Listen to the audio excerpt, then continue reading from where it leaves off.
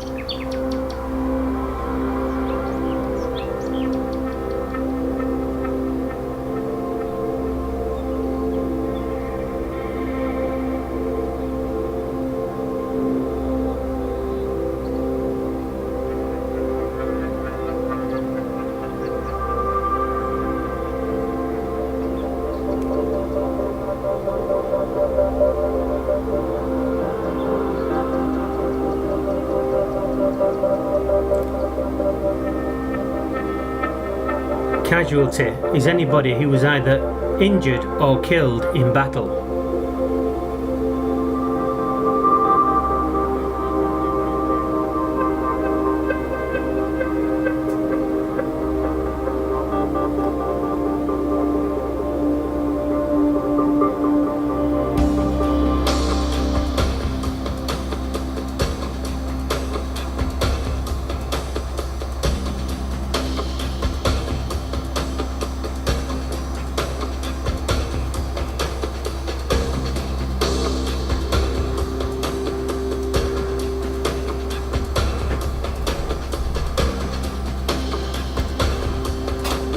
An unknown soldier is any soldier whose body cannot be recognized or has not been found.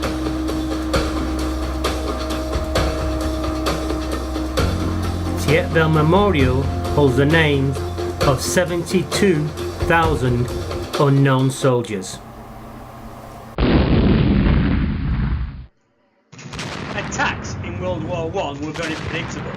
They would start with the artillery firing shells across the battlefield to kill the frontline troops on the other side. To make sure this happened, in the Battle of the Somme, the British launched the largest barrage ever in military history up until that point. They fired 1.6 million shells over 7 days and nights. If the plan worked, their soldiers should be able to walk across no man's land virtually unopposed. Mines were also used in World War I. With a mine, you would dig a tunnel that would go all the way under no man's land and plant explosives under your enemy's trenches.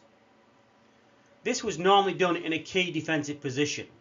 When the mine was detonated and exploded, it would then kill all the soldiers in that area. The mine we're about to see here was actually exploded on another battlefield on July the 1st. There were 2 mines that would be detonated on the battlefield at La Boisselle.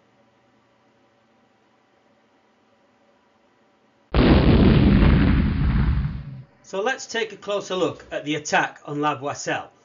If we look at the map in front of us, the orange section at the bottom of the map is the position of all the British troops. The blue section at the top is the position of the German troops. On the white section in between is no man's land. In other words, the gap between the two sides. So what was the aim for the British that day? The aim for the British was to try and take the town of La Boisselle. Now that sounds very straightforward. But the town of La Boisselle was very important to the Germans. And its importance lay in the road, if you follow the pen, that ran right the way through the town. Roads were very important in World War I. They enabled you to move all your troops and all your supplies. So the Germans had built an incredible defence around this town. Let's look at their defence. Firstly, they've put very experienced soldiers on this side of the battlefield. They've already fought in major battles in World War I. They're battle hardened. As experienced troops, when they put the trenches in, if you follow the blue line here, they have taken all the high ground. So all the German trenches along here are higher than the British. They're looking down on them. So they've got two advantages. One, they can see what their enemy is doing all the time. And two, if their enemy should attack, they've got to attack uphill. On top of that, the Germans have built two huge things called redoubts. A redoubt is actually a fortified bunker, and that is to defend a key area. And in this case, both these redoubts are overlooking a place called Sausage Valley. Now, Sausage Valley doesn't sound very French. In actual fact, that is a nickname the British soldiers gave this area. And the reason for that is the Germans would have an observation balloon above this valley, and that balloon would spy on the British troops. Because the balloon was a sausage shape, the British named this area Sausage Valley. And what goes with sausages? If we go to the other side of the map, yes, it's mash. So we had Sausage and Mash Valley. They may sound funny names, but there is absolutely nothing funny about these two areas. Mash Valley is the largest piece of no man's land on the whole of the Somme battlefront. Sausage Valley is 600 metres long and it's all uphill. So again, this was a great advantage to the Germans, as these were very dangerous areas for the British to cross. Let's see what the British have got in reply. If you look at all the rectangles over here, these are actually British battalions. A battalion is 1,000 soldiers. So we actually have on this side of the battlefield 13,000 soldiers. That's 3 times as many as the Germans. However, these soldiers are all PALS regiments. They have never fought in battle before. They're volunteers who joined the army the year before. So how are the British going to take this town? They obviously know about the huge valleys. Firstly, there's going to be a 7-day barrage, day and night, which will blow up all these frontline trenches. As well as that, they're going to plant mines in 2 key areas, one at the side of the town and one in this key defensive area over here. And that again should help their troops get across no man's land. What they're really relying on is the artillery to kill the frontline trenches, and then they're just going to swamp the Germans with all these soldiers when they cross over to take their trenches. So the Germans have a plan of defence, the British have a plan of attack. Let's see what happens next. Before we move to the next slide, I need you to look at the second line on your bookmark, and you should see which battalion your soldier was in. We're going to show you 3 clips, one of Mash Valley, and the 3 battalions that attacked there will be named at the top of the slide. The next one is the Glory Hole to Lochnagar, and we'll show again another 3 battalions that attacked in that area. And finally, we'll show the 6 battalions that went up Sausage Valley. You will actually be able to follow the route here that your soldier took that day. Let's see what happens next. This is the view from the side of La Boisselle, looking out across Mash Valley. We are actually on the German front line. Attacking here was the 20th and 23rd Tyneside Scottish and the 25th Tyneside Irish. As you can see, this is a vast open space. In actual fact, Mash Valley was the largest piece of no man's land on the whole of the Somme battlefront. For our troops to have any chance of crossing this battlefield, they had to hope that the 7-day artillery had done its job and taken out the frontline troops of the German defences. As well as the artillery, the British had planted a mine under the front line of the Germans, and again this should have taken out a huge part of the line for them. Let's just see how big Mash Valley actually was. The British are mainly attacking across this ridge here, and as you can see, this is the part that is 700-800 metres wide. Because of that, they attacked 2 battalions side by side, which would mean 2,000 soldiers would be coming over this ridge. Now Mash Valley wasn't actually flat. You actually had to come downhill first of all, then it went flat in the middle, but the German lines were actually higher up, so they had to go uphill again at the end. It was a bowl shape. After 7 days of artillery, the guns finally fell silent, and at 7:28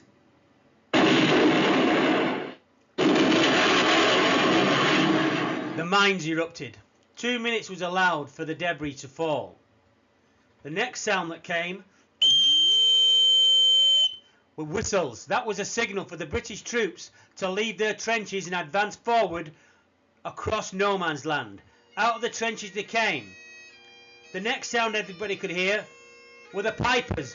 The Scottish and Irish pipers led their soldiers into battle, and today was no different. The soldiers advanced down the hill. There seemed to be no problem, nobody was firing. And then suddenly, when they got to the bottom of the hill, machine guns opened from all around. The battalions had nowhere to go. They were totally annihilated. And this is the place where our soldiers' bodies still lie.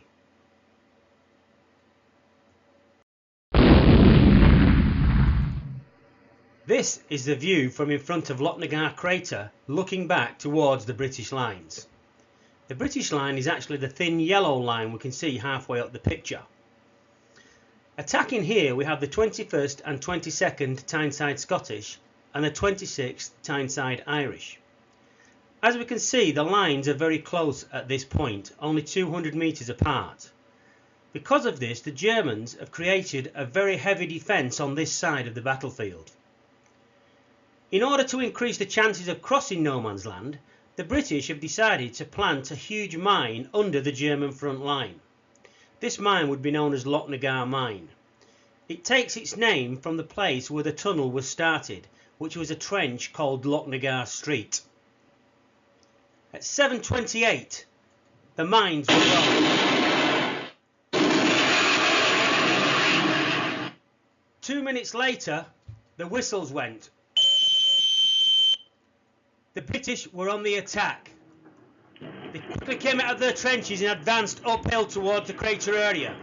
The mine had done its job. It had killed 300 frontline troops. They got to the front line. The ground was red hot. The debris from this mine had actually gone up over twice the height of the Eiffel Tower. The Tynesiders very quickly took the front line and they pushed on through towards the second line at the back. Everything was going well. The plan was working.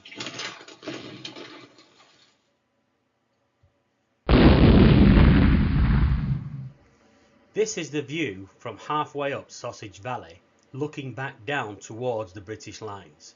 The British lines will be on the thin yellow line we can see about halfway across the picture.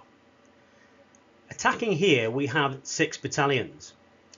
Coming up the left hand side of the battlefield as we look at it are the 15th and 16th Royal Scots, followed by the 27th Tyneside Irish. On the other side of the battlefield we have the 10th Lincolns, followed by the 11th Suffolk and Cambridge, followed by the 24th Tyneside Irish. Sausage Valley, remember, was 600 metres long and it was all uphill. As well as that, there are two huge redoubts, fortified bunkers, one over to our left hand side and the other one, Sausage Redoubt, right at the top of the valley. Because of the length of the valley, the Royal Scots had decided that the night before they would creep out and lie down in the battlefield, and they got within 200 metres of the German lines. The battalions on the other side of the battlefield had been told to wait back an extra 5 minutes. Their trenches were right opposite Lochnagar Mine, and they were worried about the debris coming down. So after the whistles had gone, they had to wait an extra 5 minutes before they could attack. At 7:28, the mine. 2 minutes later, the British were on the attack. They were coming forward here and moving forward. Immediately, the Royal Scots came under machine gun fire. They had to turn off to the side. 5-10 minutes into the battle, and suddenly the Lincolns come out of their trenches on the left-hand side. They attack towards Lochnagar Crater, which is just over here now on the left-hand side. They manage to take the crater. Right behind them, we've got the Suffolks. The Suffolks all the way to the top of Sausage Valley, and this is where the other redoubt is. When they finally get to the front line, they're met by troops who have got flamethrowers. Their front lines just get burnt to death. They turn round and head Royal Scots to the side. There is total carnage in the battlefield. The British are battering, and they order the Irish back in their trenches. It's too late. They've left. They're heading back. Another 2,000. This would be the view of a German machine gunner. A German machine gun fires 600 bullets per minute. That's 10 bullets per second. When we look at the picture in front of us here, there are 100 soldiers coming down the battlefield. Now remember, a battalion is 1,000 soldiers. So that is 10 times the amount of soldiers we see in front of us. The British that day were attacking in columns of 3, which meant you would have 1,000 soldiers, followed by another 1,000 soldiers, followed by another 1,000 soldiers. The British had been ordered to come down the battlefield in an orderly fashion. So they would come out something like the formation you see in front of you here. Now, it is often said that they marched like this all the way across no man's land. That is not true. Once the machine gun started, the soldiers would then run and try and find cover. The only problem with that, as you can see, is there is nowhere to hide in a battlefield like this. And the other thing is, because there are so many soldiers coming down behind you, you can't turn round and try and go backwards. Machine gunners did not aim at individual soldiers. In fact, what they would try and do is spray bullets across an area like this.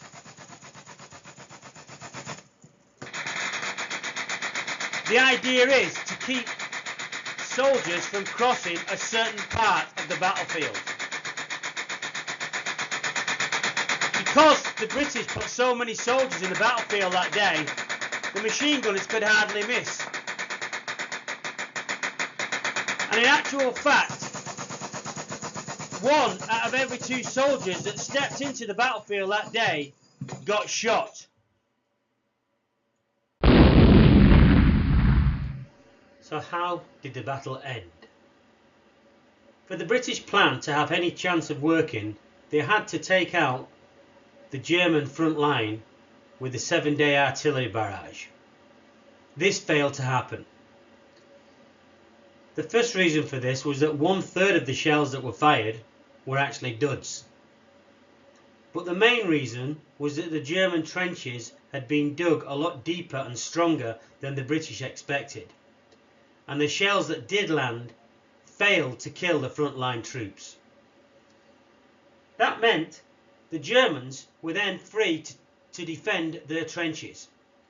The mine that was down the side of La Boisselle, the Germans knew about, and they'd withdrawn their troops, so that had very little impact. The rest of the troops had taken up positions in their frontline trench, and they waited for the British troops opposite to actually come down the hills in front of them. Once they got past a point of no return, the machine guns opened and the rest was history. These battalions were totally annihilated. They made no gain whatsoever. In the area between the Glory Hole and Lochnagar Crater, there was some success. The mine at Lochnagar took the Germans by surprise. It killed 300 frontline troops, and that allowed the Tyneside Scottish and Irish in that area to take the frontline trench, the second line, and even onto the third line trench.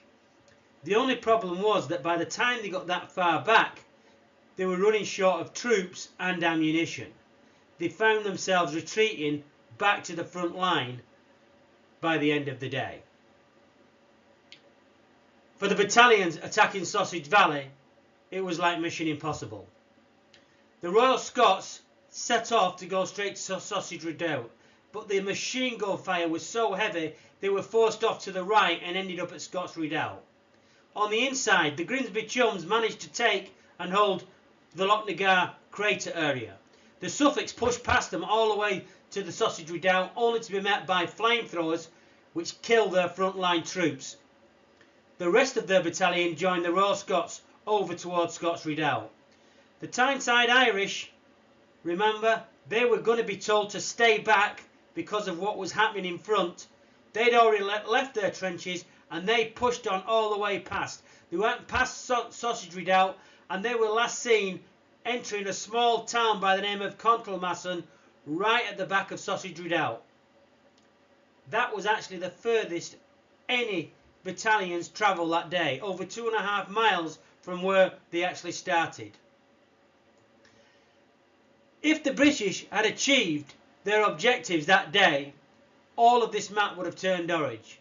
In actual fact, if you follow the pen now, this is all we gained. Some frontline trenches here around Lochnagar Mine, and over here Scots Redoubt. The rest of the map was exactly the same as it was at the start of the day.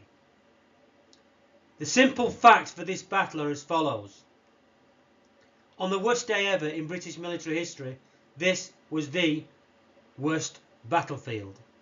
It had the highest number of casualties, 6,380. It had the highest number of soldiers killed, 2,300. And of those 2,300, it had the highest number of unknown soldiers, 84%. That's 1,932. For these soldiers, the war was over. The British brought fresh troops into this area, and within 2 days, they'd managed to take Sausage Redoubt and La Boisselle. But the Battle of the Somme still had 4 months to go.